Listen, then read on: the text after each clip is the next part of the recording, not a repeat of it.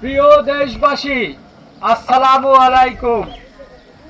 এখন আমাদের কোনো ব্যবসা বাণিজ্য নেই।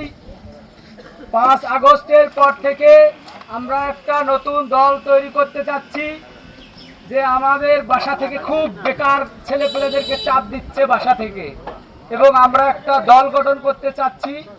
সেই দলে সবাই অংশগ্রহণ করবেন।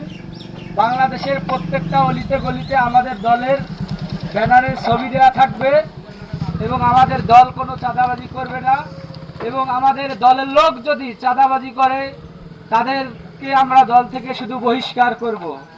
এবং যার যেখানে যা কিছু আছে আপনারা সকলে আমাদের মধু মার্কায় ভোট দেবেন। আমরা প্রধানমন্ত্রী প্রার্থী হতে যাচ্ছি, এবং বেকার যারা রয়েছে বেকারদেরকে নিয়ে আমরা নতুন একটা বাংলাদেশ গড়ে তুলব, যে দেশে কোনো চুরি থাকবে না, চাঁদাবাজি থাকবে না, এবং যারা বেকার লোক আছেন তারাই শুধু আমাদের দলে অংশগ্রহণ করতে পারবে।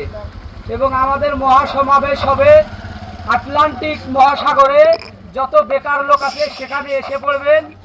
আমরা সকলে মিলে একটা দল তৈরি করে এই দেশ সুন্দরভাবে পরিচালনা করার চেষ্টা করব। এই দলে শুধু বেকার লোকজন যোগদান করতে পারবে, এবং আমাদের দলের লোক যদি কেউ চাঁদাবাজি করে সেইটা আমরা প্রকাশ করব না। আপনাদেরকে কথা দিলাম।